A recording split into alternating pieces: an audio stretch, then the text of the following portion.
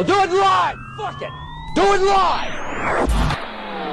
Welcome to the Mouthpiece, episode 168. Today we're going to talk about my crazy week in poker, the Trump inauguration tomorrow, championship weekend next weekend in the NFL, and today's games. The Mouthpiece is next.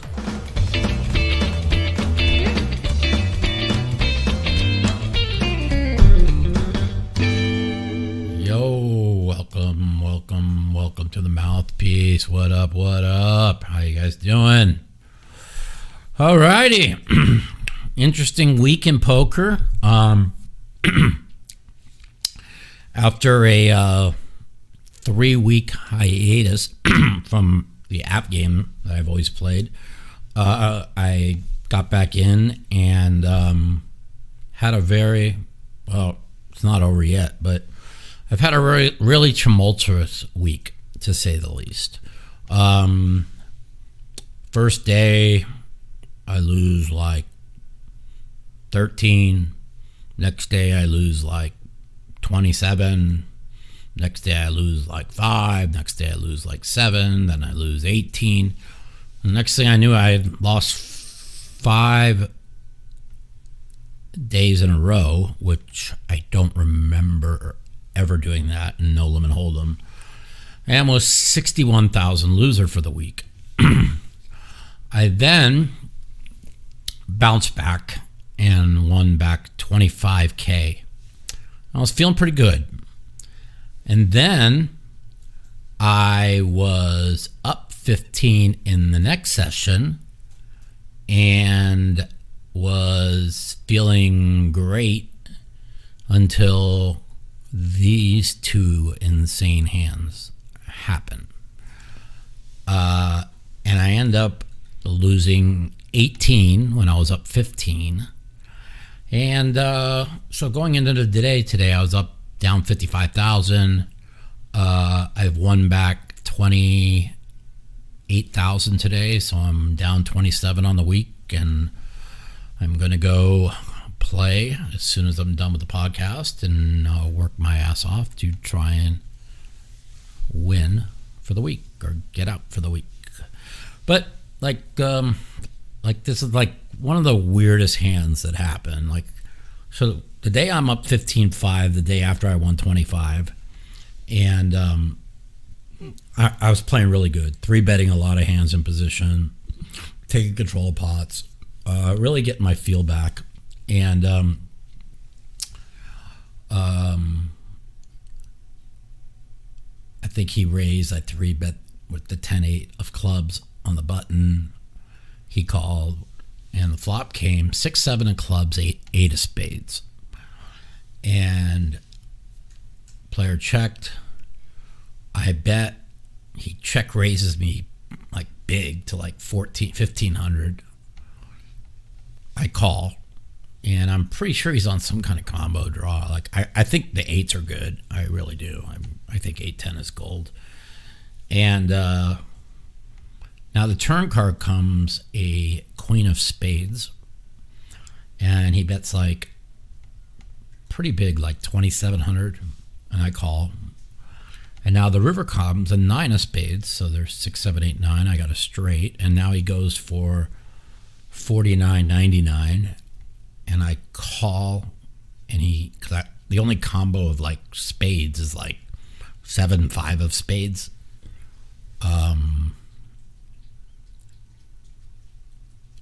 And he showed me the Jack-7 of spades.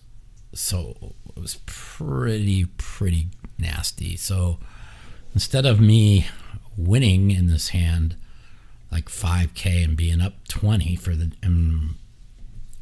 barely stuck for the week, now I'm only up 7K on the session. So I'm pretty kind of distraught, but I'm just cruising along. And then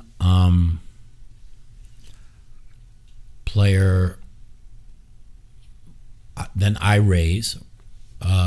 Another player makes it 900. Mr. Jack-7 calls 900. And I make it 39 3900, 3800. Like I've just 4-bet big with kings. Try and make it look like maybe I had ace king or something.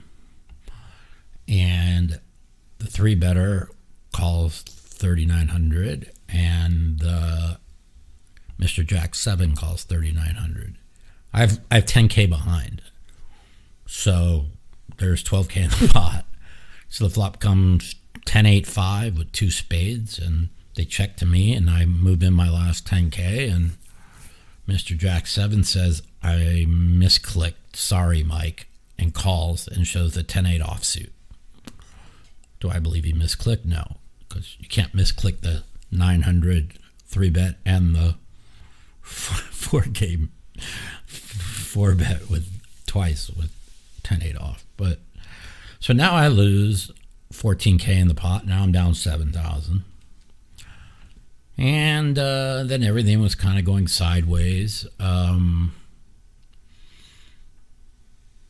I called a 3-bet with Jack Queen in position right after the 10-8 hand, which I never do. And somehow the board rolls Queen and a Jack and 3 hearts, and the 3-better at Ace King of Hearts. So I get punished for max and lose 10 there. So now I'm down like 17, and then I was down as much as 30, grinded back to where I lost 18-5 on the session. I thought I played really good, except for the Jack Queen hand. I always get punished when I play bad.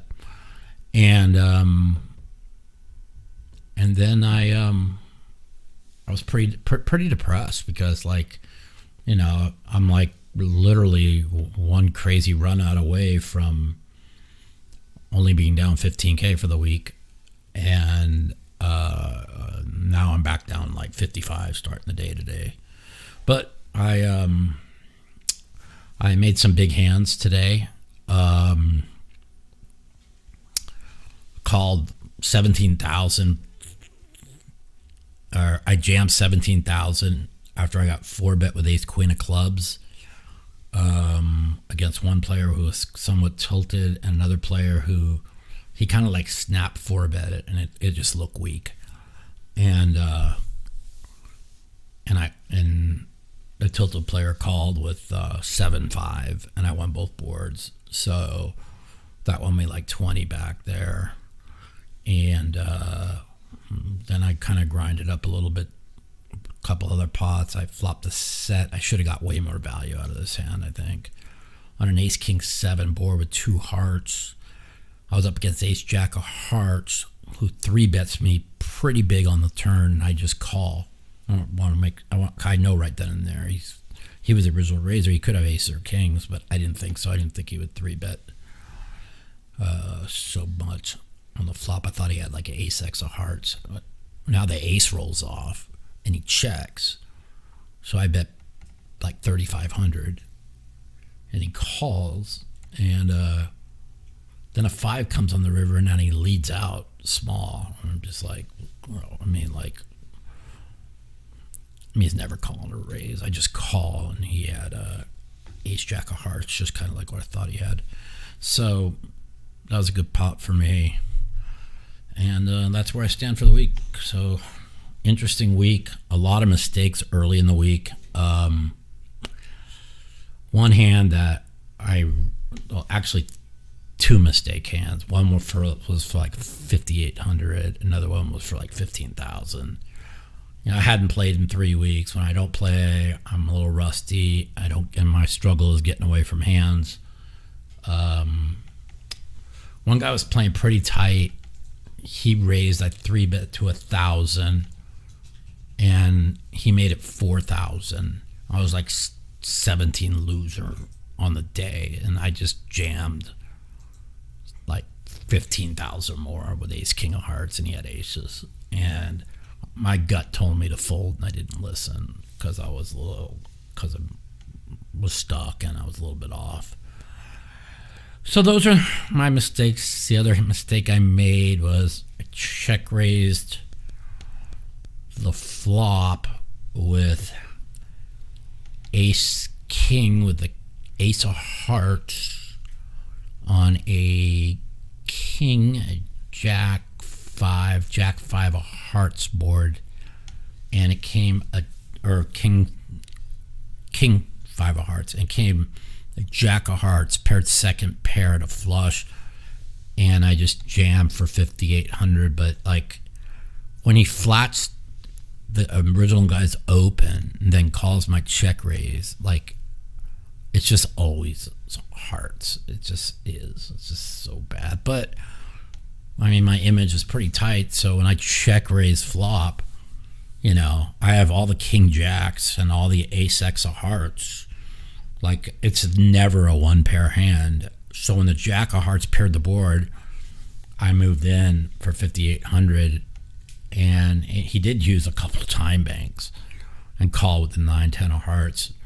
I mean, I don't like his call because long term, it's just a losing. It's going to be a losing play, and but that was my mistake because I only have 5,800 in front of me, and nobody in our game's folding a flush for 5,800.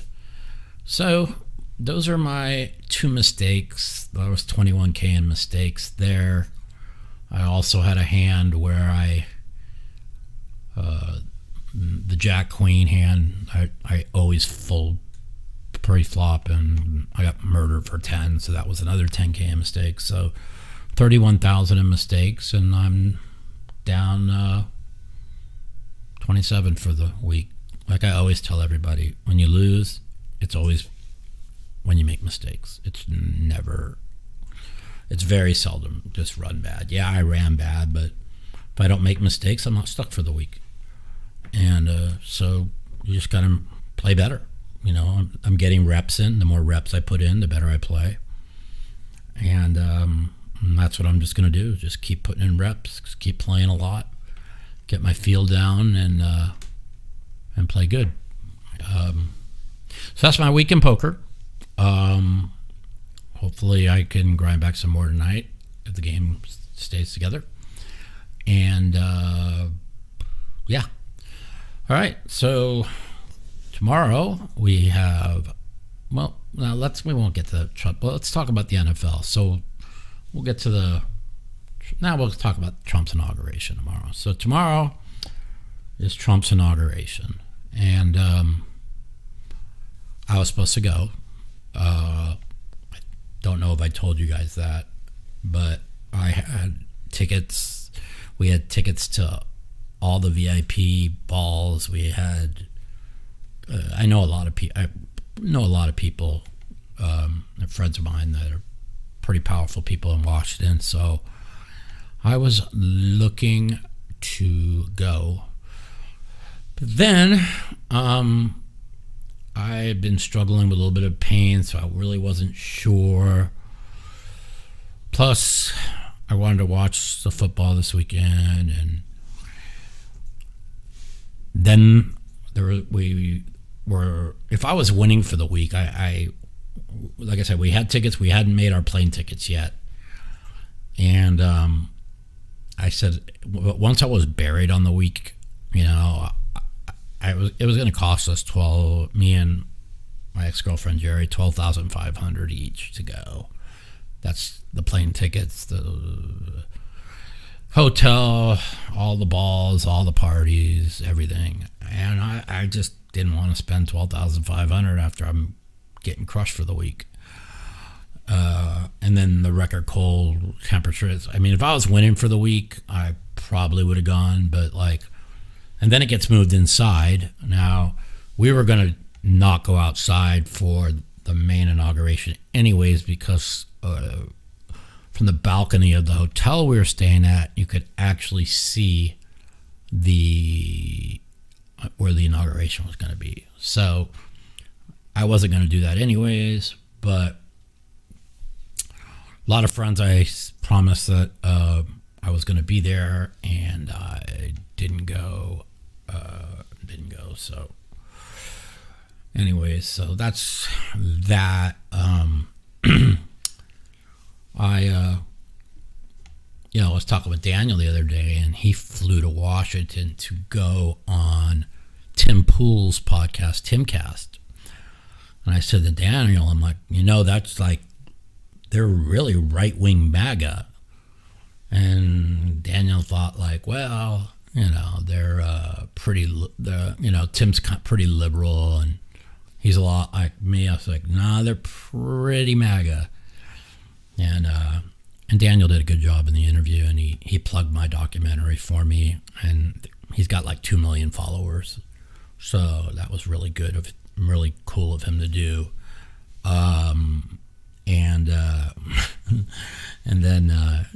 after the show, Daniel was like, yeah, they're pretty right wing. I'm like, I told you. But anyways, Tim Pool's a fan of mine, so he told Daniel he wanted me to come on his podcast. So when I go to Washington, because last time I went to Washington in 2020, I was supposed to meet Trump. Then he scheduled a last second rally in Las Vegas. So I go there. He has a rally in Vegas, and I missed him. So I'm going to probably go there when I see him, and then I'll go on Tim Pool's podcast. But I'm trying to promote the documentary. If you haven't seen the documentary yet, it's Matusow. It's on Amazon Prime. $9.99 to buy, $2.99 to rent.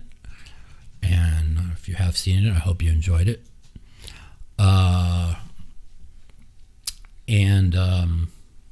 Yeah. So I'm looking forward when I do go to Washington, and I'm meeting Trump. I'll let you guys know when I do that. So the inauguration should be pretty interesting. Like, the one thing I'm not so sure about, like, what did they really move it inside because of the cold? Losing a poker hand and dying are two different conversations. I don't even know what you guys are talking about. There's a guy in your chat saying that he's dying. Oh, wow. I hope you get better. What was I going to say? Talking about why they moved the inauguration. Oh, so my opinion on why the inauguration was moved inside. I do not believe it was from the cold, because there's going to be like 300,000 to 500,000 people in Washington, D.C., at least 300,000 for the inauguration. It could be close to 1 million. But I've been saying, another reason why I decided not to go is I have been telling my ex-girlfriend Jerry that things are really quiet. I'm a little bit worried. These drones in New Jersey, they might have a drone attack on Trump. Like, I don't know. I just was really, things just didn't feel right. And so my belief is it was moved inside because there was credible threats on his life. And that's my opinion. Doesn't mean I'm right. Thank you so much, Richard. Appreciate it. So maybe I'm wrong, maybe I'm right. And the other thing, you could take the liberal point of view, is they knew how many hotels and passes to the balls and parties were booked and flights that were booked, and maybe the crowd size was going to be small. And that's the liberal point of view, and Trump couldn't deal with the crowd sizes being small, so he moved it inside. It's very possible. If the crowd sizes were going to be smaller, it would be because of the weather. You know what I mean? So I think it's a combination of probably both of those. Credible threats on his life and the bitter cold making less people make reservations for hotels and flights. I do not think it has anything to do with the cold, because Yeah, I heard the crowds have been used, but they've been used for like an arena that holds 25,000 people, right? And I heard there were lines of people around the block outside of the arena where he is going to have his inauguration tomorrow at the arena. It's going to be in the Capitol, but then instead of the parade, they're going to have no parade, and he's going to do back in the arena. Again, these things only happen if there's credible things on his life.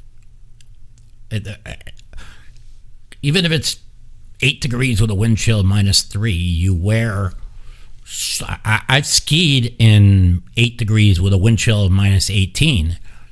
You wear enough clothing under you, you wear something over your face, and it's fine.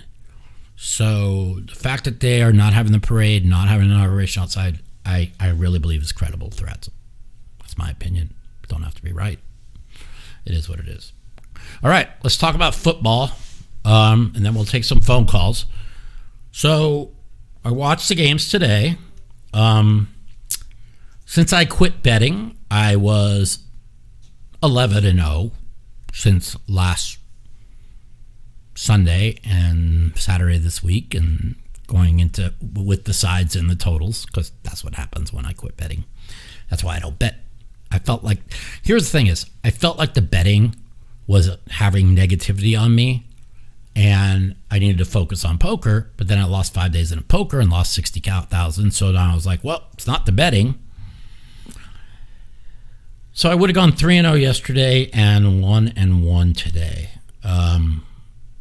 Actually, I would have gone 1-2 today. So because I love the Rams plus 6.5, but I like the under in the game, and it went over.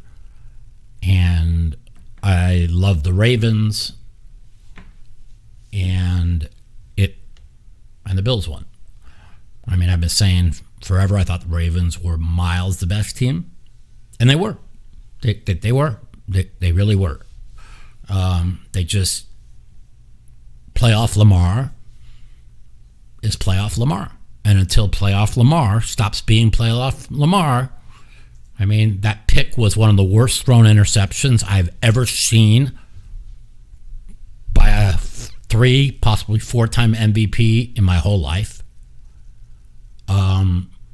Then he just drops the ball trying to make a move, slips out of his hand. That can't happen.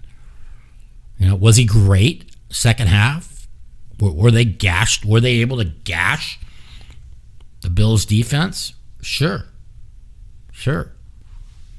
But, you know, every game that the Ravens lost this year, all 6 of them were absolute giveaways.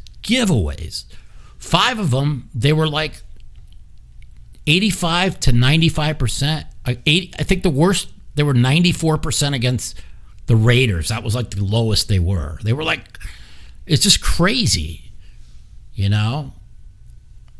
I mean, people are like riding, you know, Mark Andrews for the fumble and then dropping the ball at the end, but the Bills were still 65% to win that game, even if he made the 2-point conversion. I mean, they had 1:20 and 2 timeouts just to get in field goal range. I don't look well. I feel great. So I'm arguing with Phil. We have this chat room, and he's like, Lamar played great. They outgained him 420 yards to 270. Okay, Phil. I guess you forgot about the pick and the fucking fumble in the first half. I said, based on your logic, Houston was the better team against Kansas City yesterday. I mean, I think that they were for most of the game. I mean, the refs called 2 absolutely insane, horrific roughing the passer penalty. One on 4th down that gave him 3 points. Another on second down that gave them 7 points. I don't even understand what we're watching in the NFL. The refs are deciding every game. Even the Lion game yesterday. Lions coming out of the half down 10, and they called this most ridiculous holding penalty on Washington that allowed, or face mask penalty. He never even touched his face mask. That allowed the drive to continue, and Detroit got 7 points, which made it a 3-point game. I mean, you can't have refs giving teams 7 points. The hold today in the Bills-Ravens game that they called on the Bills, that directly cost the Bills 3 to 7 points. The guy didn't even touch him. He put his arms forward, and then the guy fell, and the referee thought he pulled him down because, I mean, I don't even get it. I don't even get it. Yeah, the Kansas City right tackle that jumped off sides on that one play. Yeah, that one too. I think on my Twitter I reposted like the 10 things that they went against Houston yesterday. Now, people will say the 9 sacks, right? Well, like 6 of them were on those last 2 drives where they're down double digits and have to throw. If they don't call the holding penalties, they probably got the lead and they could run Mixon. So, like, yeah, okay. Yeah, their special teams guy missed 2 field goals and a extra point. Okay. But if they don't call the holding penalties, or the roughing the passer penalties, I mean, on Mahomes, Houston probably has the lead, and they don't get those sacks. So, yeah, special teams was terrible. They handed them 3 to start the game on the kickoff return. So that's 3. Then the 34-yard punt that gave them another 3, or was it a touchdown I think they got off the punt? Yeah, they got a touchdown off that punt. Or was it a field goal? Oh, they got a field goal off the 34-yard punt. So special teams, kickoff return, 3. Punt, 34 yards, 3. That's 6. 2 missed field goals is 12. And a missed extra point is 13. And they lost by 9. And that's not counting the refs handing Kansas City 10 on 2 roughing the passer penalties. There it is. That's the facts of yesterday's game. I was impressed. I thought Houston's front 7 fucking dominated fucking Kansas City. And the thing is the Bills don't have a front 7 like that, but the Eagles do. And the Eagles are the best defense in football. And the Eagles, I think, are going to win the Super Bowl. I've said it on this show, on my podcast here for 12 weeks, that they were the best team in football. But Hurts throwing for 118 yards every game isn't going to win you a Super Bowl, because Barkley ain't going to go off for 200 every game, and especially against Kansas City. Kansas City's got a great run defense. Yesterday, Mixon gashed them for like 7 yards a carry, 6.2 yards a carry. Crazy. Defense wins championships. Kansas City and the Eagles have the best defense left. I do believe it's a rematch of 2 years ago, and I do believe the Eagles will get a revenge and win the championship this year. So we'll see what happens. Washington, game 1 in Philly. They were down 2 with 6 minutes to go. I thought they should have kicked the field goal to take the lead. They went for it, got stopped. Very first play, Barkley ran for a touchdown. They're down 9. Very next play, throws a pick. Barkley runs it for another touchdown. They lose that game by 16. But with 6 minutes to go, it was a 2-point game. But Barkley gashed them pretty good. Even the last game, Barkley gashed them really good. I mean, they were down. They had to make a big comeback. And that was the only loss the Eagles have had in 16 games. I love the Eagles next week. I mean, Washington's a great story, and they could score against anybody, but their rush defense is horrible. You saw what Jamar Gibbs did yesterday. He gashed him. That's why I don't understand why Goff kept throwing the ball. I mean, especially after he got his bell rung and they had to put Teddy Bridgewater in the game. I mean, he wasn't right. I mean, you got the best running back against the worst rush defense in the league, and I don't even get it. I thought Campbell's coaching cost them the game. And the only thing about the Eagles is Sirianni's a horrible coach. You saw how he tried to give the game away today. Barkley's got 205 yards run, and he's doing dropbacks with Hurts and gets sacked for 9-yard sack. Like, just give it to Barkley, you fucking idiot. I think the Eagles are going to crush them. Yeah. Washington. And the Eagles gashed them that first game, even though it was a 2-point game with 6 minutes left. I think I can't even believe this line's 5. I really can't. I mean, the fact that Detroit with 11 defensive starters out was 9.5. Yeah, it got bet down to 8, 7.5. Every sharp jumped on them because they had no defense. The Eagles have fucking defense. You think fucking Daniels and Washington going to be able to fucking do to the Eagles what they did live? I mean, it was like 16-14 the first game when they could have kicked the field goal to take the lead. Then they scored 2 touchdowns. Finally, it was like 28-16. I think the Eagles are going to... They can't stop the run. Washington can't stop the run. They have the worst run defense in the NFL. The Bills can't stop the run either. And they didn't have Pacheco, Kansas City, when they played him the first time. Trust me, they'll run the ball. And they got Patrick Mahomes. I do believe if the Ravens had Zay Flowers today, they would have won. I mean, he's like their best receiver. He's a dynamic receiver. Anyway, all right, we're done with football. Let's take some phone calls.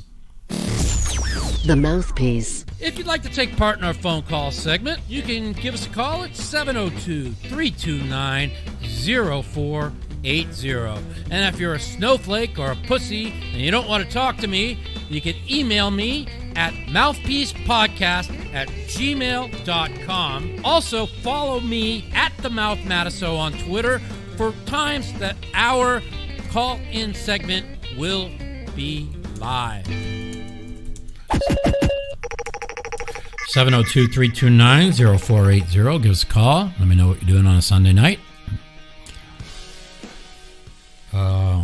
Yeah, so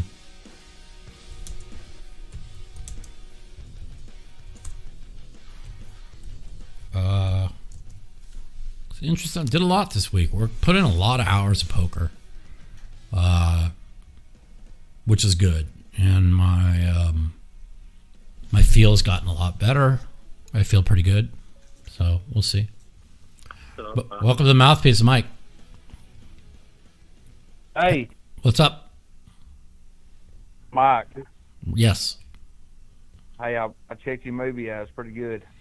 Thanks. Who's this? This is Champ. Oh, what's going on, buddy? Oh, not much. So tell us a little bit about that movie. I mean, it's pretty good. I mean, we put a lot of work into it. You know, we filmed it over a 3-year period, and you know, we were on a very short budget, so we had to make the best of it. But I'm really proud of the producer and director who put it together. I thought he did a fantastic job. What did you think? Oh, they done a real good job. High quality. Hey, it was excellent. Great. I'm so glad you enjoyed it. You know, and most people who've watched it have enjoyed it. Most people who watched it also felt like they didn't expect to see what they saw. Even when I first saw it, I was kind of shocked how he put it together. It's because I know all the hundreds of hours of filming we did. Like, he had a camera on me 16 hours a day for 6 weeks straight at the 21 World Series, and for 16 hours a day for 2 weeks at the 22 World Series. and then for a week at the WPT in 23. So like we had so many hundreds of hours of footage to put into a 2-hour movie, which is and I thought he did a really good job. Yeah, he done a good job on it. Hey, any chance that you're ever going to travel into circuit events? Nah, because it's so hard for me to travel. I mean, I might play the online circuit events and I might stream them, but other than that, it's just too hard for me to travel. And that's the main reason why I didn't go to the inauguration. It's just I was going to be miserable. You know, it's like between the cold and my pain, and when it gets cold, my pain gets worse. So, you know, it is what it is, and there'll be other days. You know. Right. Hey, I noticed that in your movie you said TV poker will never be the same again because back in the day of how ESPN made everybody characters. Agree. Is that ever going to happen again? No. I mean, like, they run high-stakes poker in the Poker Ghost studio, but there's very few characters. The streaming games, there's a few characters, but it's just different. You know what I mean? And it's nothing like it was. And the thing is, everybody plays good now, so you can't like make fun of people or talk shit to people because it's just different. And so, like, Phil tells me, oh, I gotta be more mic to mouth, and I'm always saying I need to focus. You know, it's even like when Phil plays on the TV station table, he loves to like put on a show, right? So like he had like a 2x stack that he punted off, right? And I'm like, why do you need to put a show on a TV station? Don't you think it's much better if you play great and you fucking go deep in the main instead of punt off your chips, showing all these big bluffs on TV, you know? And that's why I hate the TV table, because the TV table does one of two things. It makes people play much tighter because they're afraid to be seen as playing bad, or it makes people make lots of crazy moves where they weren't doing it when you were playing on their table before you got moved to the TV table, which makes it a little bit tougher on you too. I just do anything I can to stay off the TV table, you know. So you don't like the TV table? Fuck no. And most pros don't, by the way. I mean, you know. Would it not play in your favor with everybody playing tighter? Especially in the later stages? Well, if you get to day 5, yeah. But if it's day 1 or 2, I don't want to be on a TV table. I need people putting chips in the pot. You know? I need a table where people are punting off stacks. You know what I mean? Did you like it better when the World Series didn't start with such a big stack? Did you like it better when it was dollar value? Fuck yeah. Let's go back to 10,000 chips, $10,000 buy-in, and you don't even put the antes in the pot until the last level of the day. You start at quarter 50, 50, 100, 75, 150, 1 and 2. 1 and 2 with an ante, I think, started on day 2. Any chance they ever go back to that? Never. They put antes on everything now. They think that poker is about outplaying people, and that's why they put all these Squid Games in on TV, stand-up games in on TV. They want action, right? But that's really not real poker. Real poker is about picking your spots to bluff, and playing solid poker nowadays, because everybody plays good. The people that play crazy on these streams with these like Squid Game or stand-up games is like to promote action. Like if you have funny people with good character on the streams, people that are enjoyable to watch, you don't need action. People will tune in to watch the people who they enjoy watching. You know what I'm saying? So if you're gonna have a bunch of pros with no personality, then you need Squid Games and stand-up games to promote action. So I get it, I guess. That makes sense. Well, all right, Mike. Hey, thanks for taking my call. You got it, man. Have a great week, great weekend. Take care. God bless. You as well.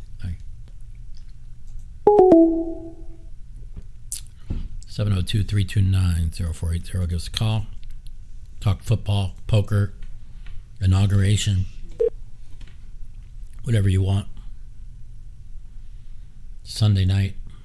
I was going to have a game yesterday, but I was kind of depressed. I don't know why. It was one of the very few days I've been depressed. I think it had everything to do with the 33,000 swing I had the night before, to be honest.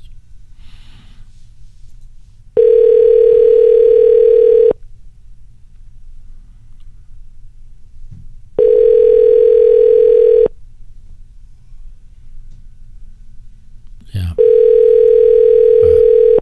They're not there. Next. Alan Keating is, we were talking. I went down to the Poker Ghost studio. Did I talk about this? Or was it this week? No, it was last week. It was last Thursday. Yeah, I talked about it. Went down to the Poker Ghost studio to play 10K buy-in, and I saw Alan Keating, and we talked for a while. And Alan loves giving action. He's fun to watch, but like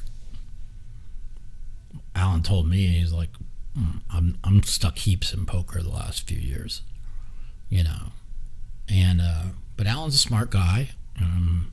He used his charm and great personality, he's a great guy, by the way, to get into a lot of private games, and who met a lot of rich people who got him into a lot of businesses, and he's made a lot of money, and good for him. He's a good guy. So he's fun to watch.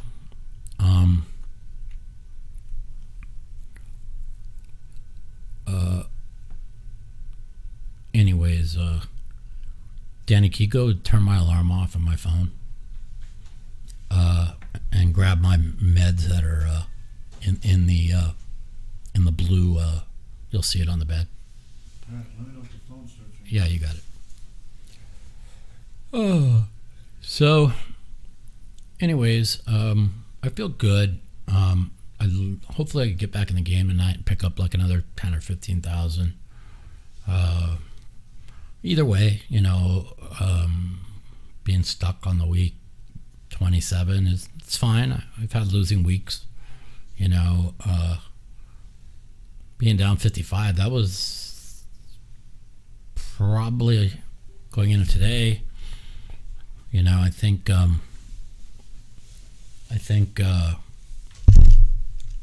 because I buy in small and I get picked up first, I don't really swing that much, but I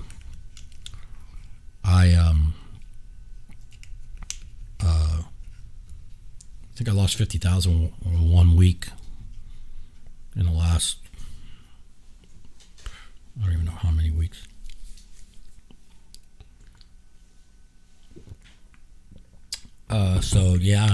So like the Friday night, after being up 15, losing 18, I was kind of down because, I had gotten most of my money back, half of it. Welcome to Mouthpiece. This is Mike. Hey, Mike. This is Andrew. What's going on, Andrew? How are you today? Doing pretty well. How are you? Good, man. What's on your mind? So I wanted to get your thoughts on the national championship tomorrow.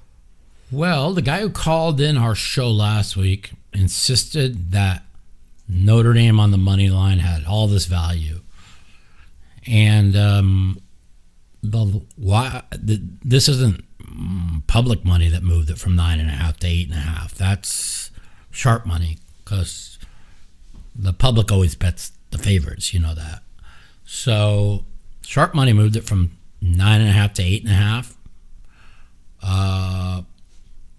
I liked Ohio State, but I didn't really watch much college this year. I've watched them. They look fucking like really good. But Texas. Texas had first and goal at the 1 to tie the game. That was what sent me off a cliff. That's when I quit betting. I just couldn't take it. I just losing every single game I bet. Literally first and goal at the 1, getting 6.5 with 40 seconds to go. I'm just like whatever is left, a minute and a half. Ohio State's going to win the game by 3, or it's going to go to overtime. Yeah, I could lose by 7, I guess, in overtime, but that's pretty rare, you know? Yeah. And so, Texas has a great defense. Ohio State's defense is great too. Notre Dame, that people will say, well, Notre Dame didn't really play anybody, and so who Notre Dame beat last game? They beat Penn State. Penn State, right? Penn State dominated that game. And the coach hold on a second. The coach gave that away, right? Penn State coach gave that game away. They dominated the game, right? It shouldn't even have been close. And Ohio State beat the shit out of it. Didn't they beat Penn State like 35-10, if I'm not mistaken? Some crazy. Yeah. So to me, Penn State, they were all in on that game, and Ohio State crushed them. And Penn State dominated Notre Dame. To me, I like Ohio State. Who's Notre Dame beat? Really, their big win is against Penn State in the game that the coach gave the game away, right? Right. Yeah. And I watched it. Backup quarterback. I watched them against USC. I had bet like 1,000 on USC plus 7.5, and USC was going for the tying touchdown with 1:44 to go, and he throws a pick 6. Now they're down 14. Then they come all the way down and have first and goal to 8 again, and he throws another pick, right? Or they're and then they're down 21, and that was the game. And so it was like, I thought USC played them even, or maybe even. They struggled early in the first half against the run, but I don't know. Howard's a good passer. And the quarterback for USC in that game was the guy who was on UNLV last year, who took over the job after like 7 games, and Howard's a lot better than he is. So that's just my opinion. I don't know. What do you like? I like Ohio State. I had I bet them before the Oregon game at plus 350 to win it all. Yeah. So, but yeah, I'd still side with Ohio State. I think with Notre Dame runs man coverage the second most often of any team in the country, which is going to be a problem when you have Jeremiah Smith and Emeka Mbuka out there. Correct. That's how I felt, But again, that line didn't go from 9.5 to 8.5 with squares moving it. You know what I mean? No. Yeah. Absolutely. Yeah, yes. But it also hasn't gone to 7 either. So. But the Sharps took Philly at 5.5, and the squares the Sharps took Philly at 5.5 today, and when it went to 6.5, they bought something. They got middled in the game. I know some bookies that got middled in the game really hard, but you got to get numbers or everything, right? And Yep. so, you look at the games this weekend. They took Houston, right? They laid 8.5. The Sharps laid 8.5. Yeah. And then they bought back at 9.5. They got middle on that game too. Yeah, all the Rex lost. Can you imagine two 9.5. games in the NFL getting middled? And people are like, it's rigged. The guy took a safety, but it's the right play because they can only lose if the punt gets blocked for a touchdown. Right? Yeah. It's GTO. Yeah, it's better than GTO. It's like 1 + 1 is 2. I knew they were going to take a safety. I'm thinking to myself, wow, this is crazy, man.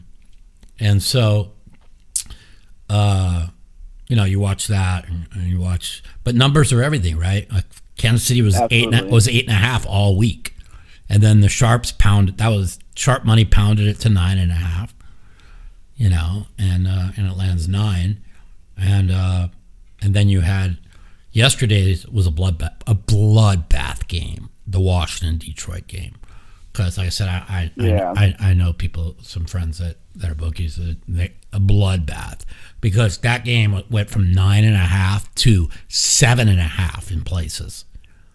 Mm-hmm. And that's all based on injuries. Like Detroit's missing 11 defensive starters or players, 7 defensive starters. Daniels, you can't contain. I mean, they gashed Detroit's defense. Detroit also knew the Washington run defense was terrible, and Detroit was going to have to win that game 45-44. They knew it. Mm-hmm. And look at the turnovers. Strip sack or the pick six, the fucking fumble, the fucking. You can't have 4 turnovers. If they don't have the turnovers. Yeah. If they don't have the turnovers, they might win that game. Right. Even the one before the half, which would have made it a 3-point game. Right? Yeah, they were down 14 late, driving to make it a 7-point game. But if they don't throw the pick in the end of the first half, maybe they're driving at the end there to tie the game. And he doesn't make a reckless throw because he knows he has to get it in the end zone. So we don't count the last one because he has to get it in, throw it deep. Yeah, it's desperation time. Yeah. So, it's like when Campbell, man, I felt bad for him, man. He was like in tears on SportsCenter yesterday. Like he blamed himself. And,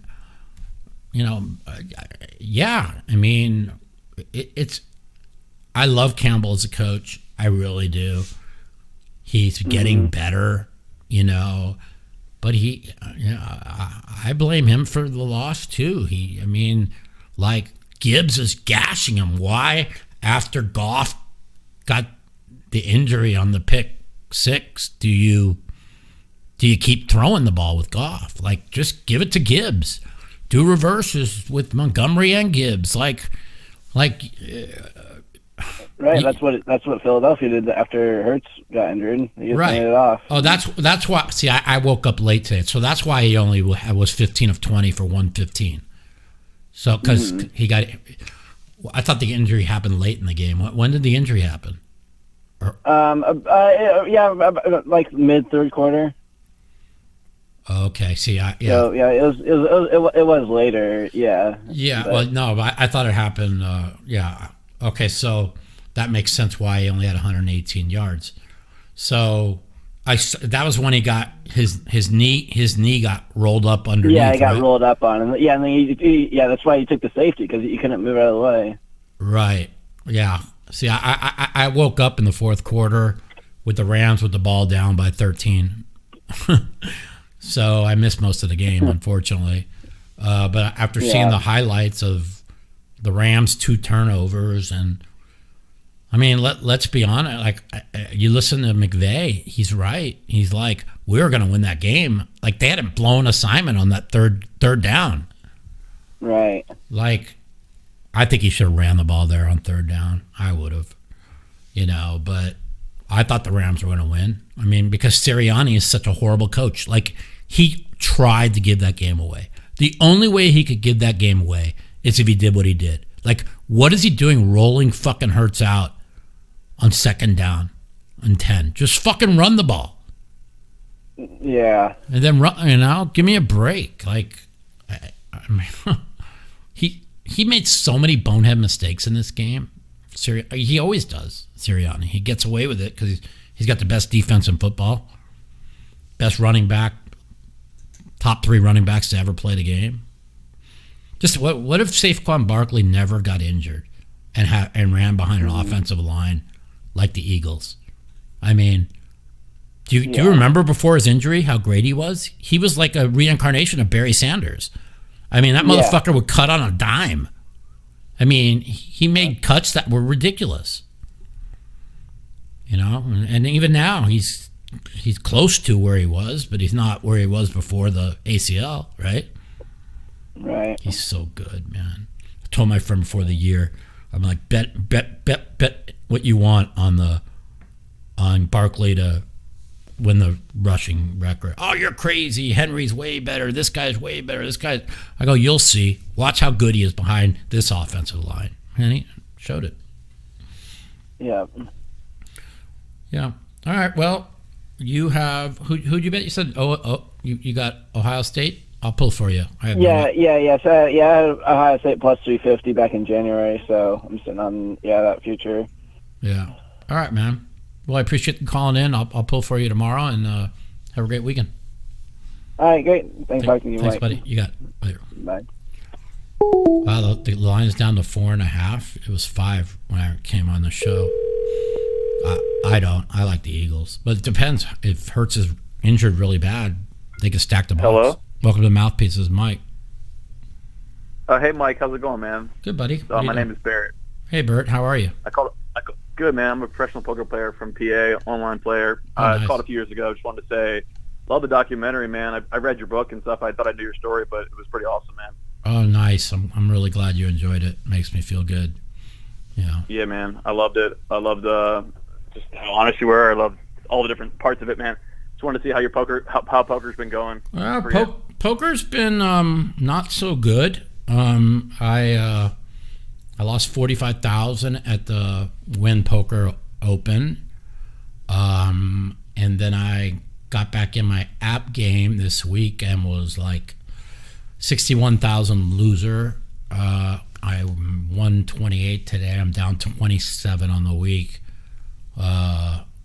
But I've made a lot of mistakes. Like, I figured I made around 31,000 in mistakes, and I'm down 27. Yeah, that's how it always is, you know. If you're honest with yourself, you can literally know the hands you made of mistakes, right, and how much money they cost you, right. And so, I know the mistakes I've made, and when I take, I hadn't played in like 3 weeks. I played tournament poker, but I haven't played cash.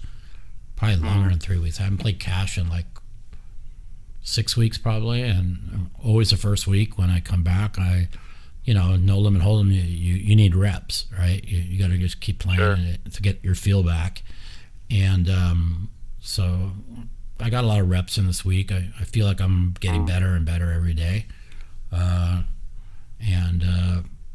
if it wasn't for 2 horrible beats on Friday, I might be even for the week. But again, everything I'm losing is always on me.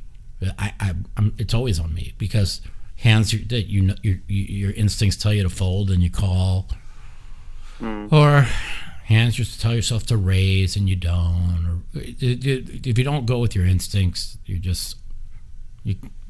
instincts are always right, man. They're just always right. Sure. I appreciate that, man. I'm sorry. I hope it turns around for you soon, man. No, it will, man. That's just poker, I've had like 4 or 5 losing months in my whole life, so losing weeks are fine. It's absolutely, man. It's good for the game when I lose. And 100%. But as long as the fact that I'm gonna go play as soon as I'm off, as soon as we're done here, but and see if I can win back a little bit more. But if not, it's not the end of the world. And And hopefully next week I just play better and win. That's all. Cool, man. That's a good attitude. I just wanted to say I like your doc and I wish you well. And I just wanted to say, too, you're going to get in the hall regardless whether they change the log jam or how they do it. But I wouldn't sweat it, man. Your impact's too big, and you're going to get in there. And, I will, but, the fact I wasn't in before my dad passed away really bothered me. Now my mom's 87. So that's all. It's always for my parents, not for me. For sure, man. 100%. All right, Anyways, man, I wish you well. Hope you have a great year, man. Thank you. I'm going to try. Thank you so much. All right, man. Good one. Later. See you, Mike. Yep. See you, buddy. Thank you. 702-329-0480.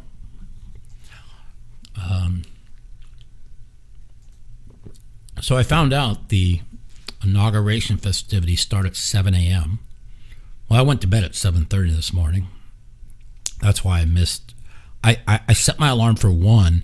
I thought the Rams game started at 1, but I guess it started at 12. So, welcome to the Mouthpiece. This is Mike. Yo, Mikey, Gypsy, Frank, what's up, buddy? So, Frank, how you doing, bud? Not too bad. Freezing my balls off in Georgia. How about you? Well, it's like, isn't it freezing on the whole East Coast? Yeah, no shit. We had that big cold front come in, what was it, a week, 10 days ago, and now we're expecting another one this week. What do you think? Did you hear my take on... Do you believe the inauguration got moved inside because of cold, or do you think it's legitimate threats on his life? 100% because of a, what do you call it? Safety issue. Absolutely, 100% because of safety issues. Not even. But instead of causing, a stir or whatever, just blame it on the weather. Correct.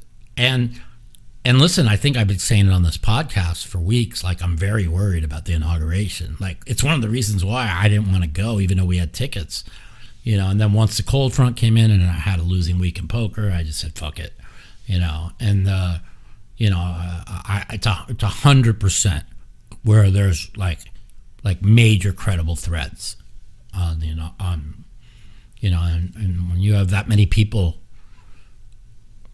it doesn't take somebody to thank God they're doing it indoors. It's one less thing we got to worry about. Yeah. I mean, all these people that crossed the border, all these terrorists, all these people, the Iranian terrorists that got in the country, like, if they were running it outside in the National Mall, super difficult. They might just fucking just pull the lever on a bomb and blow up tens of thousands of people.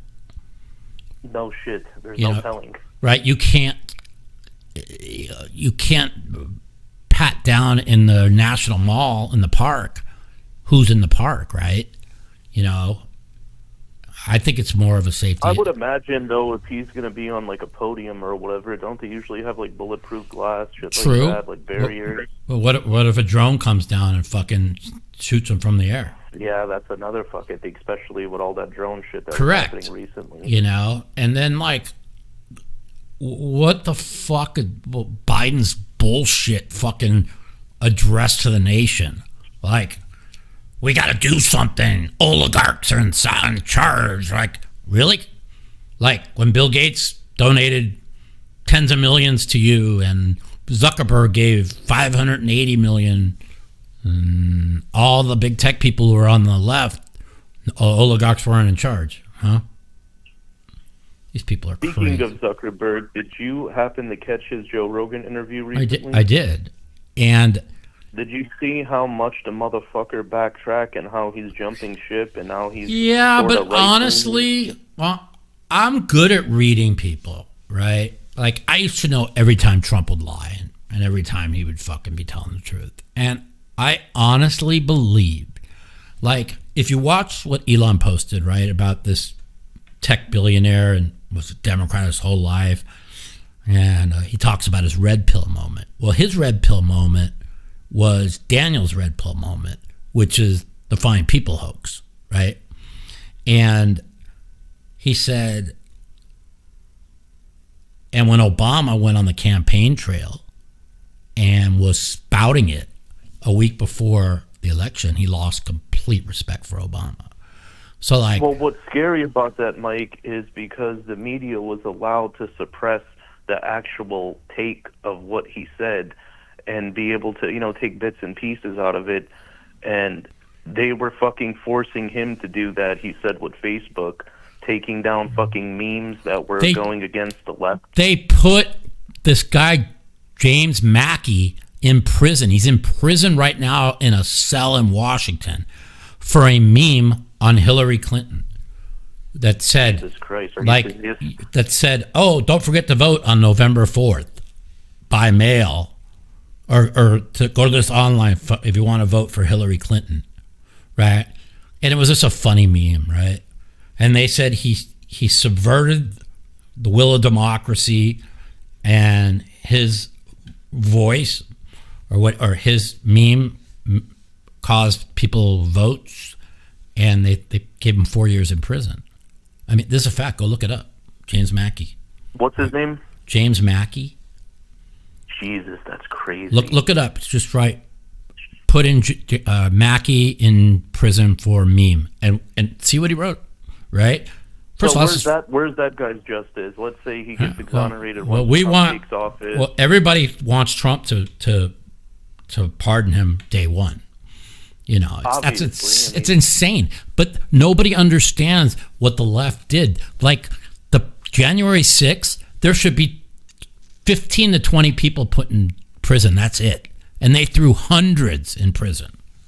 Yeah, they ruined a lot of people's you lives. Can't. Their lives will never be the same. You again. can't put the leader of the Proud Boys, who wasn't even at January 6th, in prison because on social media he talked about storming the Capitol. I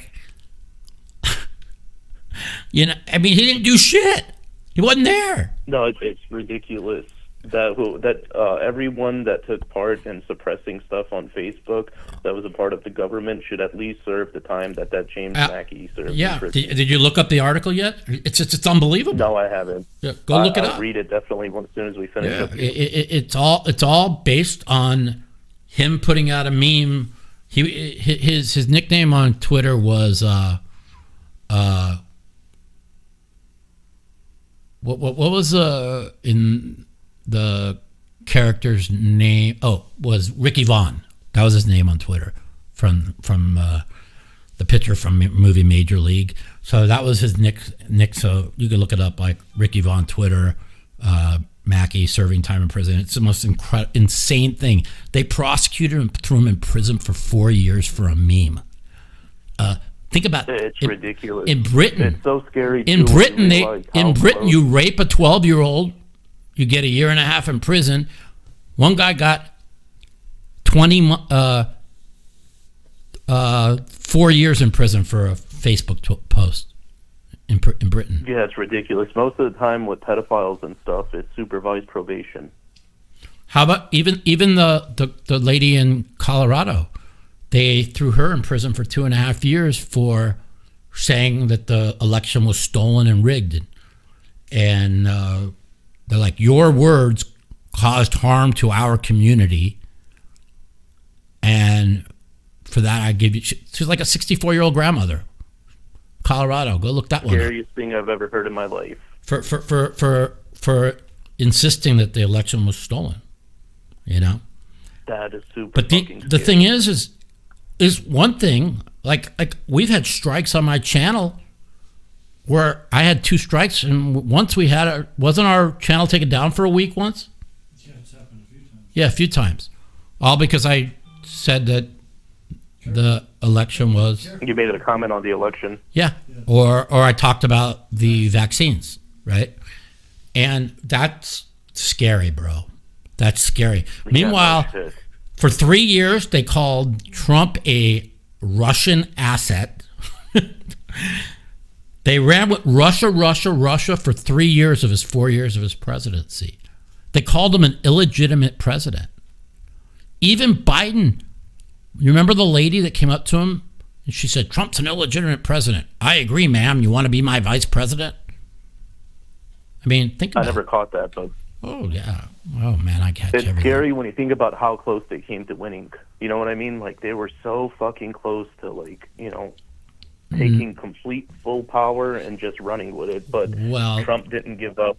The things that the man went through is truly amazing. Amazing. But any other billionaire would have gave up and been like, I'm just going to retire on an island. Fuck all this. I know. And then, even Jack Smith, even Jack Smith, like a week ago, like, well, we can't prosecute because the law says we can't prosecute a sitting president. But if he'd have gone to trial, he'd have been guilty. Guilty of what? Inciting January 6th, dude. He had a political rally. Did you see all those people marching down the streets in Washington yesterday? Like, insurrection. Lock all them up, too. That's ridiculous. It's insane. Ridiculous. The thing is, it wasn't Biden.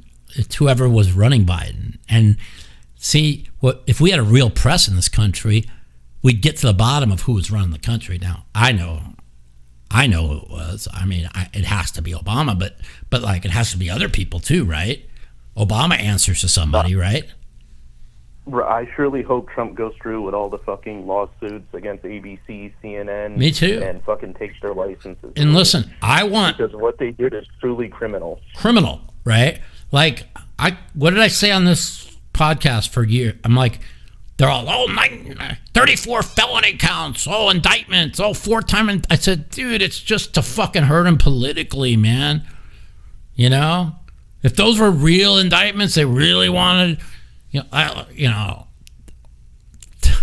couldn't throw him in jail. I get how the world works. Like, I'm not an idiot. Like, It's not about what you know, who you know, and everything. But there's some points to, like, we should have some type of moral standards that we just don't cross, and they obviously have none. Right. I mean, you watch Obama laughing with Trump at Carter's fucking funeral. Like, dude, Obama's sucking ass too. Dude, you think that he doesn't know who's running everything? Bricks right now. Dude, you think he doesn't know? Trump doesn't. He could just fucking put the DOJ on him and make him and bankrupt him like they did him. Say he can make up any charge he wants, knowing that he's not going to be convicted, but take every one of Obama and all these fucking corrupt motherfuckers' money, and then see how they like it. People deserve it. See how they like it. And they were doing the same to Elon, and that's why Elon went all in with Trump, because they were trying to put him in jail too, because they're sick. They're everything we've said they are for years. And like I said, anybody with a pulse that and I don't want to knock any of my friends who are Democrats that watch the show, because there's plenty, but like, if you do your research and you realize you've been lied to on XYZ, ABCD, XYZ, it makes you realize, well, they lied to me about this that I was sure was the truth. What else have they been lying about, right?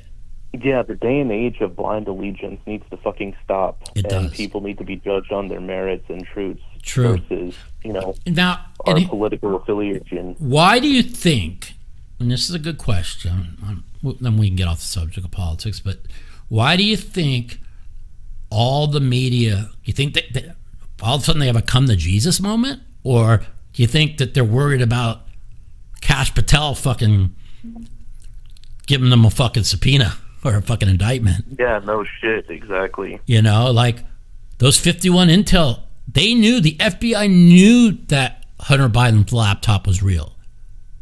Those 51 Intel, they knew.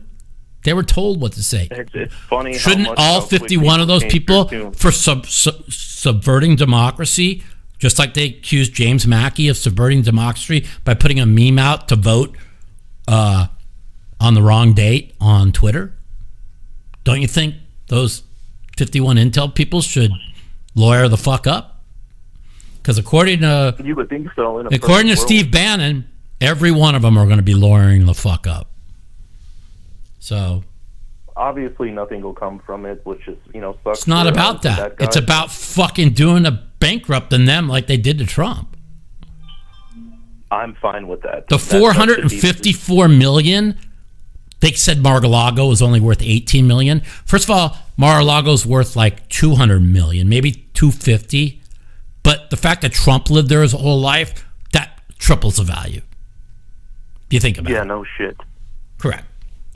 So, and Judge Mershon and the other fucking judge that gave him the $454 million, with the blonde guy with the big smirk to the press to the before the trial started. He took a selfie. Remember that guy?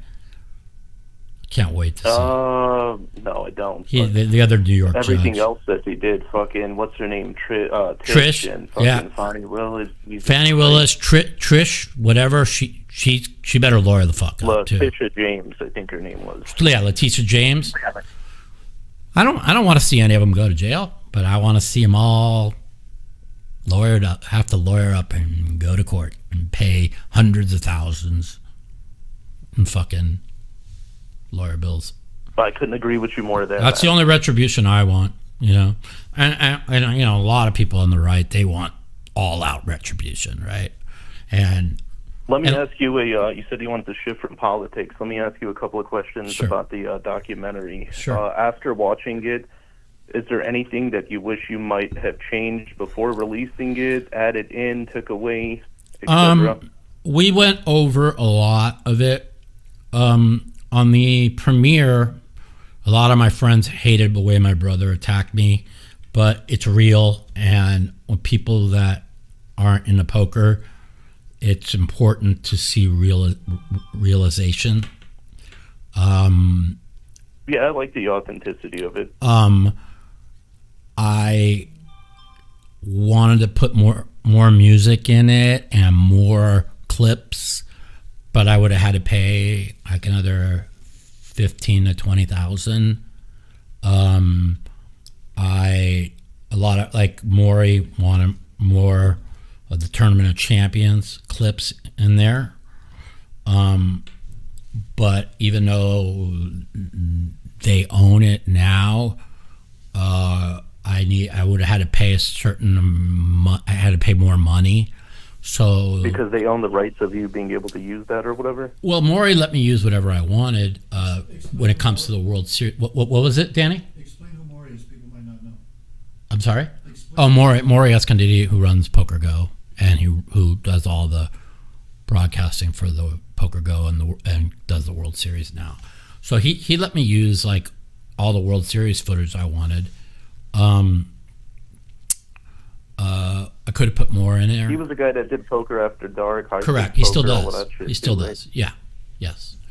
And so, when Maury watched it, he wanted more clips in there and he wanted more music in there, or better quality music. But, again, to upgrade music, I was like $15,000.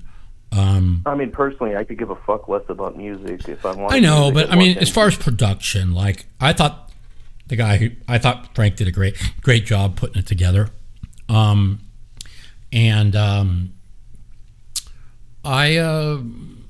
were some things I took out. Like, originally it opened with me blaming Antonio Esfandiari for my injury, which it really kind of was his fault, but I didn't want to be straight. Do you care to share that with us? I never heard that before. Well, I mean, yeah, I mean, we're doing. So my understanding, you tripped over a wire at the WPT deep stacks. A what? No. You tripped over some type of wire or something, or maybe I heard that somewhere else. No, it's not accurate. It took like 6 months or 8 months after surgery to figure out where my injury really came from. Originally, I had no idea. I just thought that it happened when the chair broke at WPT Deep Stacks at the Bicycle Club Casino. Now, all I had to do is file a report, and the Bicycle Club would have to give me $20-30 million, But my partner at the time said, "Don't file a report. It's going to make our company look bad." You were in business with WPT Deep Stacks at the time or something? We own WPT. We own Deep Stacks Poker Tour, which WPT bought from us. And I can't really say anything bad, but let's just say that my partner, I did win a lawsuit against them about a year ago, and which is good, and so that kind of rectified things a little bit. But so you got fucked out of that, I'm guessing. I got fucked, yeah. So like by the time you pay all the lawyer expenses and everything, all you did is win your dignity back. You know what I mean? Right. Okay. And but yeah, so I figured out when it happened. So they kept saying it happened in 2008. So because I could tell by the calcification on your disc, the disc on the disc were like 6 years old. What happened in 2008, right? Because like when you have a thoracic spine injury, you have to be in a car accident. That's like You mentioned something during the podcast about riding with Dan Bilzerian in a sports car that he had. Correct. So Antonio, we're doing the Razor playing cards. Signing I meant documentary, not podcast. My bad. Go ahead. Signing the Razor playing cards, thousands of. We used to do like 2,000-3,000 signatures at the top of the Rio in a suite. And Antonio says, "Hey, I want to come to my house, and my dad's cooking dinner, and then we'll go out to Encore and get a booth, and we'll have a good time." And I'm like, "Sure," because Antonio was always fun to hang out with. Like, he's one of the most fun people to party with you'd ever meet. So I leave my car there, go to his house, and this is how self-centered like Antonio is. It's like I get there. And I'm there, and it's his dad, me, and him. And Antonio goes into his bedroom, and his girlfriend comes over, and I'm sitting there for like an hour and a half with his dad, who I met 5 minutes earlier. I'm like, who invites somebody to their house and leaves them like sitting there by themselves? Like it's absurd. And then his dad's cooking dinner, and then like 6 people come over, including Blitzerian, and then like Antonio's like, "Well, I don't feel like going out." He goes, "Why don't you take a cab back to the fucking Rio?" So I should wait 30 minutes for a fucking cab, you motherfucker? Like, just drive me back, right? And then Blitzerian says, "Well, I'll give you a ride in my race car if you don't mind." And I used to have a 10-second race car when I was in high school, so I said, "Sure." And Dan had a 9-second Cobra. He hit the gas before my seatbelt, before I was buckled completely, and it snapped my back. And I remember falling out of the car, screaming in pain in front of my car at the parking garage at the Rio, and I'm just holding the middle of my back, and I'm screaming, and then the pain goes away, and I never have pain again until the chair breaks in 2014 at the bicycle club. Well, that summer, after the World Series was over, I went to Maury's lake house in Oregon, and I had a brand new water ski, and he has a lake house on a private lake, and I couldn't wait to go water skiing because private lake, it's a glass lake, it's fucking awesome, right? And as I was trying to get up, now 2008 was the summer also I lost all that weight, so in the weight loss bet, so like I was like 180. Like as I'm trying to get up, like I had a pain in the middle of my back. Now I got up and I skied great and had fun, but I only skied like a couple times because every time I was trying to get up, I felt this sharp pain in the middle of my back. Well, like I told Maury, like 6 months ago or a year ago, I'm like, we put the whole story together, and that's when I brought up the race car, and that's why I was in pain trying to get up that summer, and it all made sense because the injury was there. But the thing is I would never be in the pain or almost paralyzed if the chair doesn't break. So even if there was a injury there from 2008, that was like pre-existent. The Bicycle Club Casino would have had to pay for everything if I just had a record of the injury, of the accident. And so between that and the Bitcoin that you sold, you could have fucking retired 10 times over. Yeah. And then we bought 20,000 in Melania coin today. And we, as soon as we bought it, it dropped like 20%. It dropped. And we just got out of it really quick. and we lost 6,000 each, me and my friend. And then I heard it dropped another 20%. You know, Trump fucked up. Trump fucked up, man. Like, you can't put out coins in back-to-back days. Like, somebody should have told him this.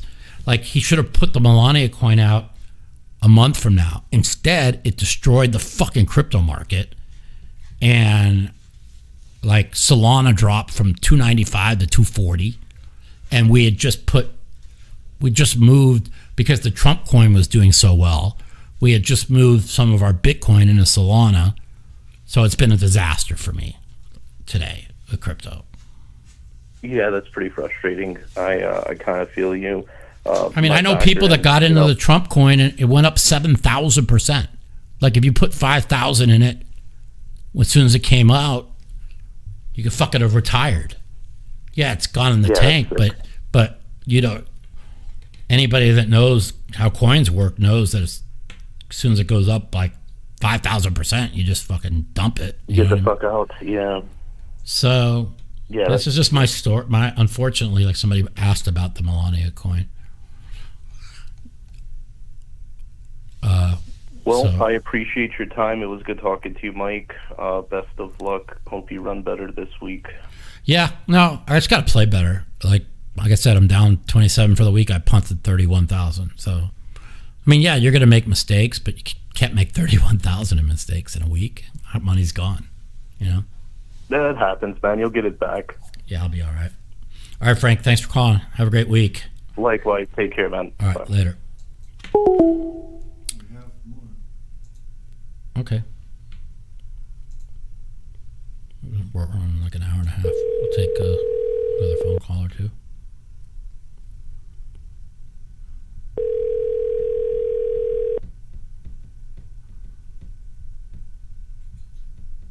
Hello?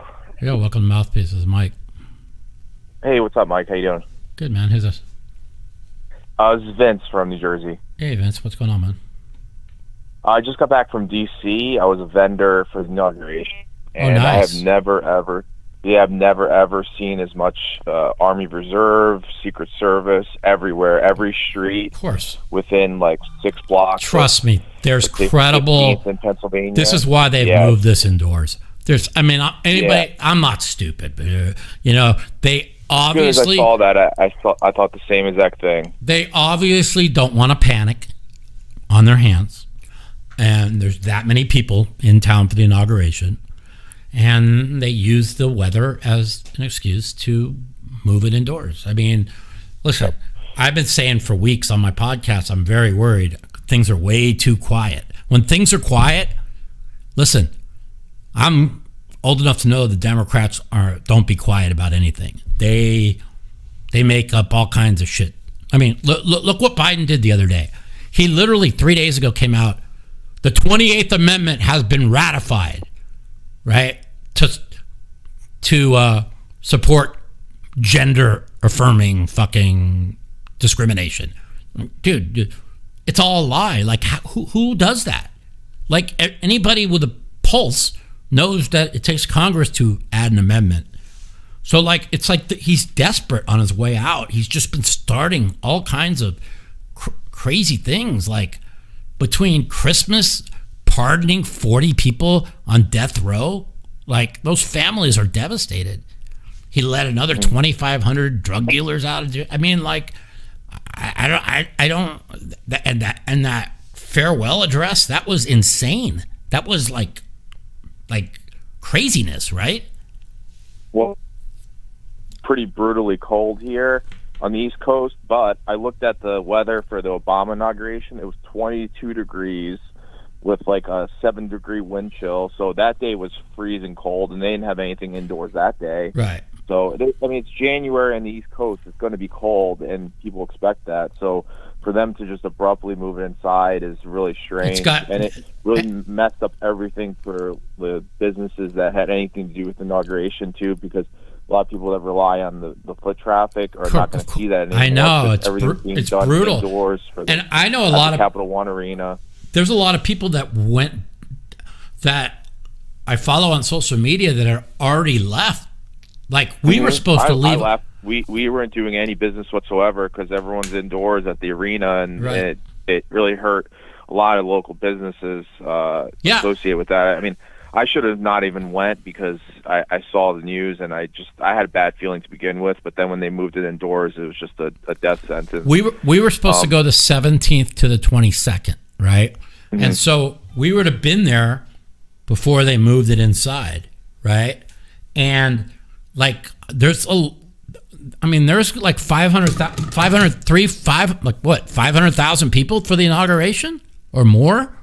A million. More than supposed to be over 1 million people in town, but I probably would assume that half of them didn't come because of the moving it indoors.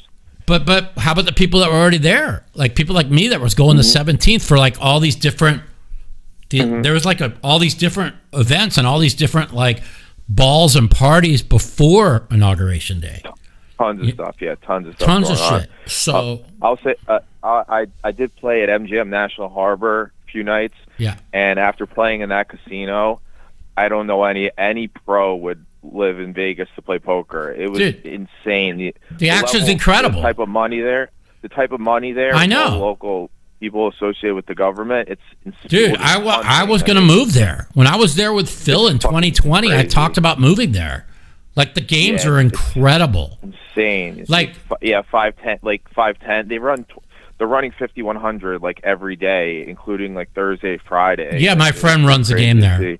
My friend runs the private game there, the 5100 game. It's but I mean, I could go there and play in the game anytime I want. But like I played in the game there. The games were off the chart. The 50 and 100 game that me and Phil played in was off the fucking charts. I think I won like 17,000. And it was better than any game I played in Vegas for Dude, WPT. Vegas, the poker in Vegas is the worst anywhere in the world. All there are pros that live in Vegas. Every tournament I played, even the $1,100 tournaments for WPT, it's like you sit down, it's like 4, 5, 6 people that never give a chip away. Nobody gives a chip away. I played the WPT and I played the gold that I got the free entry in, and I played a 1600. Dude, it's like, I mean, and even the seniors event, I got a bad fucking table draw. Like nobody puts a chip in the pot. They all defend their blinds. I was thinking about the seniors event earlier about how like now all the good players like my age in their mid 30s. In 20 years, when we're all in the seniors, it's going to be even the seniors events are going to be unbeatable. Yeah, like in Vegas at least. I'm telling you, man, I can't get over the fact that like, I play like all the super pros were in Bahamas, and I drew six pros at my table on both days, and nobody put a chip in the pot. Mm-hmm. Like, how do you win? You can't win chips when nobody puts a chip in the pot. But like, but it's table draw because like on this day 2, after I ran my 39K at dinner break to 145, which was 50 bigs with 2 hours left, I got moved to a table that a guy to my left had 1.1 million in chips and the guy to his left had 750. And I'm like, how the fuck does this guy have 1.1 million in chips? And he's like, well, he makes the nuts every hand. You know, but I'm sure there was action at the table. Like you can't get that many chips. Even if you win every hand, if nobody's putting a chip in the pot, you can't have 1 million in chips.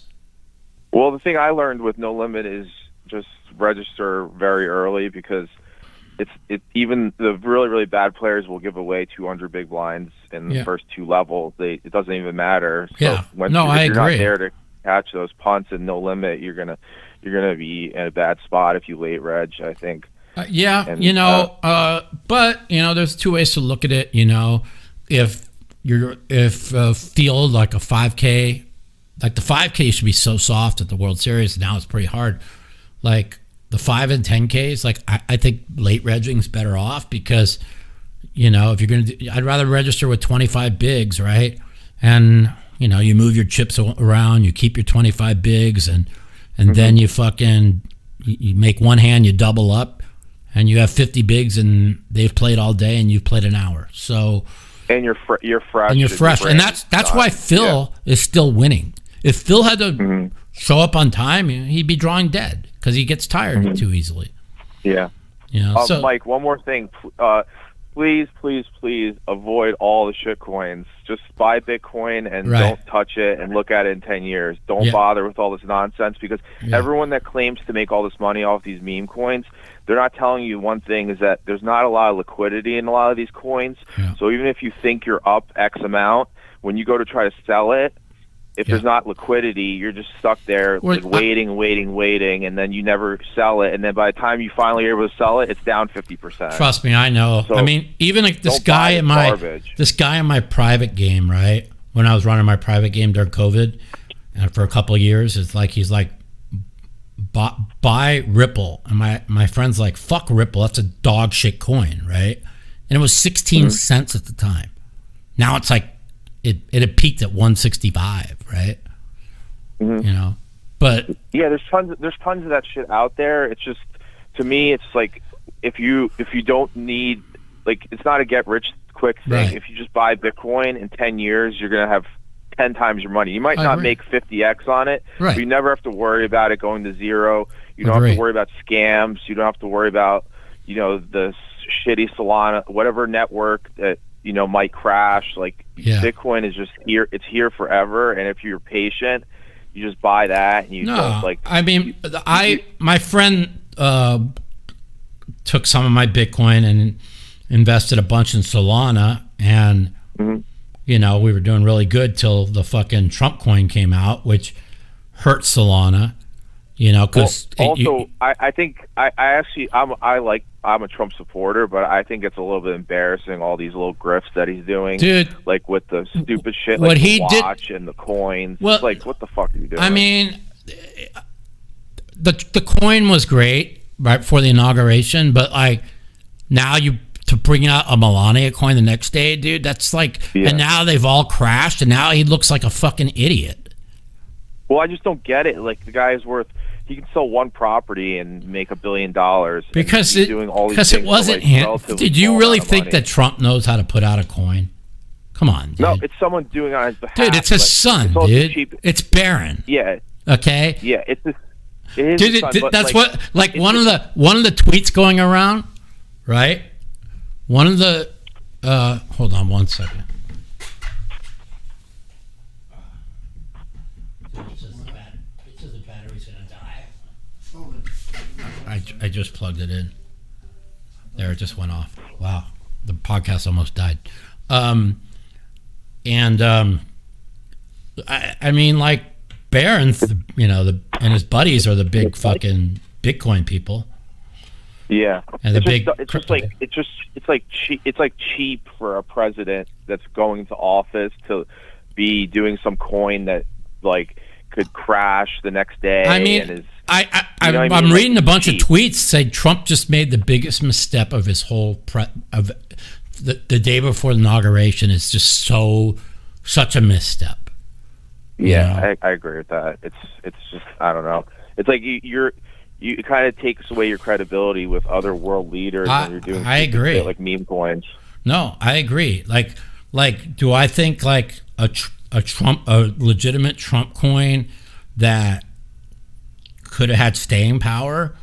Sure, but like you can't do what they did today.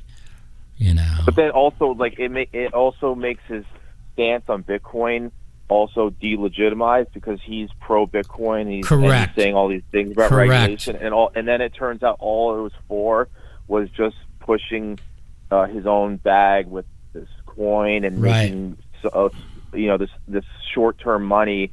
So it makes him look like he's just utilizing that to leverage his own shit. Correct. So that's, but again, there needs to be some accountability. Like this makes him look really bad, and I know it's not him. Like all you had to do is listen to him at the Bitcoin conference. He had no idea what he was talking about, right? Like, he doesn't own any Bitcoin. They disclose what he owns. He owns a bunch of garbage coins, like a bunch of shit. He owns 0 Bitcoin, and the guy, he's talking about Bitcoin. Like, if you're going to talk about it, at least own a little bit of it, you know? Yeah. Well, Robert RFK is big on crypto, right? And like he was really good at the Bitcoin conference. I don't know if you listened to his speech. And when Trump went there, it was almost like he showed up as an appearance. He really didn't even know what he was talking about. So like this Trump coin and the Melania coin, that's not Trump putting that out. That's somebody else. And yeah, it's same thing with the shoes, same thing with the watch. But at the end of the day, when your name's on it and someone well, I mean, in all reality, I wish I would have bought that fucking shoe for $750 fucking bucks. You know, it's $63 on eBay right now if you want to get. Are you serious? $63. I heard it was like 70. They were 7,500. They were for like a week, and then now it's $63 on eBay. That's shocking. Because you know why? Yeah. You know why? Because like there was only a certain amount of them put out. Wasn't there only like a couple hundred pairs? Yeah, he released a certain amount of them. I don't know why, but I looked on eBay and they're worth. They're probably knockoffs on eBay. I don't believe that. I don't know. You could take a look for yourself. I don't believe it because like if somebody like him who wins back the presidency in the way he did, like his approval rating has never been higher, right? And so, like, when you only put out like 200 pairs of shoes, like those are collector's items. Like, those are going to go up in value. I don't know. The other thing I wanted to touch on, I know you got other calls and stuff, but I love the idea of eliminating all this government waste, which, there's so much waste in that city. It's insane. The consultants and all this nonsense. But don't you feel like the problem is so massive with our debt that even if he has a huge impact, it's only a small blip on the radar? That's a good question. Look what the guy from Argentina did, though.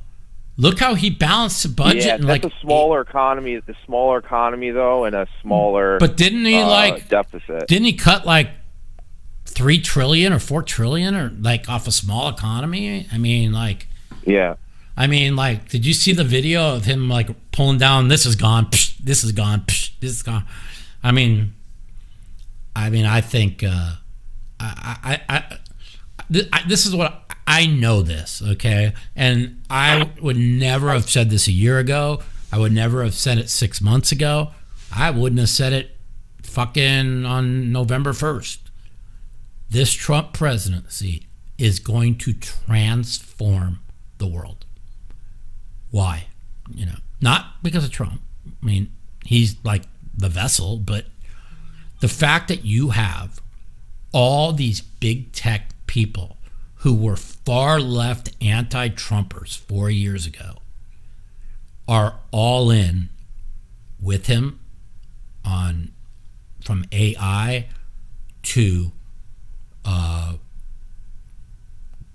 climate change, like exposing the climate hoax is one thing, and addressing the climate change is another. In other words, the climate change agenda we know is a hoax, but climate change is real.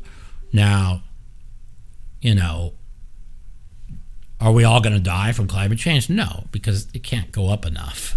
I mean, you do know there was like 10x more carbon in the air 3.5 million years ago, right? So it's got nothing to do with like man-made. It's like the climate changes over the years. We had 3 ice ages and fucking 2 heat waves over the millions of years. It's like it's just so ridiculous. Yeah, it's just an agenda to create power, new products and new things, like to get power. Just like AI is the recent trend, and green energy was last decade. It's one of the other things that is used to promote businesses. Somebody called me earlier, and I forgot to completely finish addressing it, but they were talking about how Zuckerberg is kissing Trump's ring, and he needs to be held accountable for what he did in 2020. And my for somebody who reads people for a living, when Trump got shot and got up and yelled "fight, fight, fight," like Zuckerberg came out the next day saying how badass that was, right? And then he realized all these tech people that were on his side are are full Trump supporters now, and like I truly believe like he's exposing the government, what they did, because like he was brainwashed and he was forced by the Biden administration. Like I agree with that. All those people who forced that censorship need to be held accountable. Like whoever worked with that, in, but I think yeah. Oh, go ahead, Mike.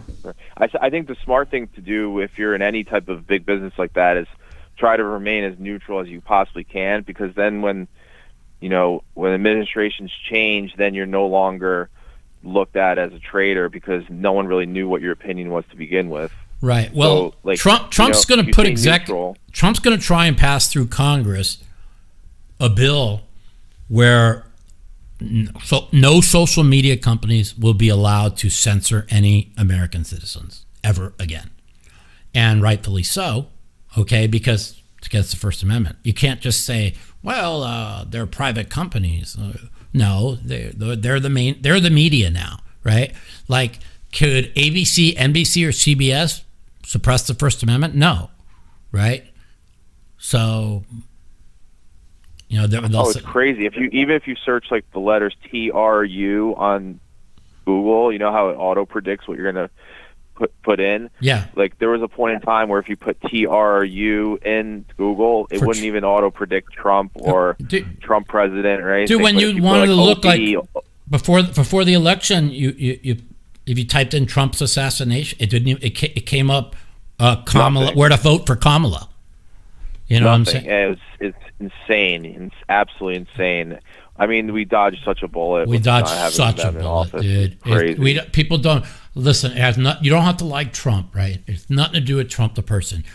If you're not aware of what the Democrats were doing with the censorship and the Twitter files and the fucking Fauci files and all these other shit, if you weren't aware how they were taking control of everybody's life through social media, then you don't understand, right? Like Trump, like even on Rogan right before the election, said what was going to happen to California. There's a fire. He talked about the water, right? Even in 2017, 2018, he brought up when the fires happened in 2018 about the mismanagements of the forest. Like everything he says, like ends up being right, whether you like him or not. And it's so funny. Like I have like Nola Dalla used to be a writer in poker, right? But he's a far leftist, right? And he wrote on Facebook, "The fires of hate," right? And he brings up how the Trump administration, he's like so brainwashed. Trump administration is giving false information about the fires. No, they're not false.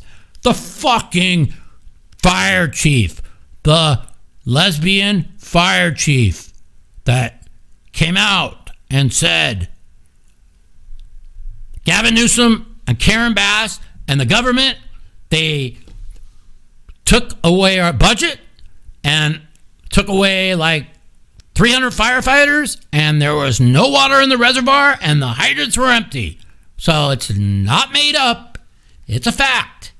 And Gavin Newsom, who dreamed to become president in 2028, is officially done. Him and Bass will never survive this. Never.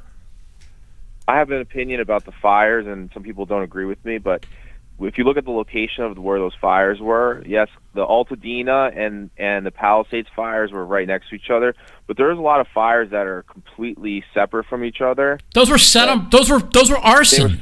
They were arson. Of course. I think most of them were arson. Of course. And that could easily be an extension of all the other terrorist shit that's going on so far this year. Exactly. Like, think about it, man. How could a guy drive down Bourbon Street on New Year's Eve? That's like driving down the Strip on New Year's Eve. It's not possible, right? Mm-hmm. And then all of a sudden we have these fires, right? Like I've been saying for months on the podcast, things are going to get bad before the inauguration, right? And then we had the fires. Now, granted, a week before the fire started, there were severe fire warnings, because of, and of course, Karen Bass flies to fucking Ghana, even though there was major warnings because they had these big winds that were coming, right? But like think about it. What a third world country? It's not that. It's the terrorists could have seen that exact thing. They could have been sitting and waiting for that opportunity. Dude, I saw the Palisade fires like right when it was starting. Did you see the video of these teenage kids? Like, oh shit, and the fire was starting. Like those kids might have set them. You know what I'm saying? The thing that makes me think that it's not just wind blowing is because of the distance between the fires. They're not. Some of them are not very close to each other at all. Of course. Like, so I just look at that and it's strange. And then another thing is you have all these fires in California all the time, but they're always burning in the middle of nowhere where there's no people living. And then this happens to be in all these little neighborhoods, which you just never see when you see wildfires in California. That's what made me think of terrorism. I totally believe it was terrorism. I agree with you 100%. It's caused over $200 billion in property damage. Dude, they burned down the richest fucking neighborhoods in the fucking California. It's insane. Right? Insane. Think about none of those houses had insurance either. Yeah, the highest taxed state in the country. Where the richest people live, and there was no, they didn't even have enough firefighters to fight it, and there was no water in the fucking extinguishers. They came out with no pressure. Think about that. That, right? Now, granted, they couldn't get the planes up the first 2 days because the winds were too strong, right? But like, the helicopters. Did you see the thing in Japan where like when it senses a fire, they have sprinklers to go on all the roofs and stuff? Daniel talked about that. And how come we're in the richest country in the world? Right, and richest country in the world, they still have power lines. Like, we shouldn't have power lines. The power should be all underground. It's a travesty, and you compare like our public transportation system to somewhere like Japan or Russia. You compare our roads to somewhere like Germany or something. It's like, and then we're sending hundreds of billions of dollars to countries that the money just disappears, like Ukraine. Well, absolutely just disappears. Let me tell you something. Like Adam Carolla said in listening to his podcast, those houses that burned down in LA are bright blue voters. He said, wait till they have to rebuild and all the regulations. It'll take them 3 years just to pass a regulation. So what does fucking scumbag Newsom say? Oh, I'm executive order all regulations to rebuild you could bypass. So what do the people say? Well, if you could temporarily bypass it, why can't you permanently bypass it? Fucking joke, dude. It's a fucking joke. It's so sad to think they have power lines in California, wood power lines in 2025. You know, went up like a matchbox, like a fucking matchbox, man. And they've been saying, and Trump has been saying it for years. And if they would listen to him, I just pray that all this money that's being saved with all these nonsense departments, I hope that money goes to infrastructure and like building better roads here. And well, even when Biden passed the big infrastructure bill, that was all a lie. That was all fucking money to Ukraine, money for climate change. That was fucking dog shit for infrastructure. Absolutely. It's all bullshit. All right, my man. I appreciate it. Thanks for calling. Take care. Bye. All right. Bye-bye. All right, guys. We're on 2 hours almost. I'm going to go play some poker. Hopefully the game's going. I don't think I'll get even for the week, but try and win back some more. And I will see you all next week. Thanks for listening to The Mouthpiece. Enjoy the inauguration tomorrow. Trump is your president. Take it or leave it. And hopefully good things will come out of his presidency. Take care. Thanks for listening to The Mouthpiece. The Mouthpiece.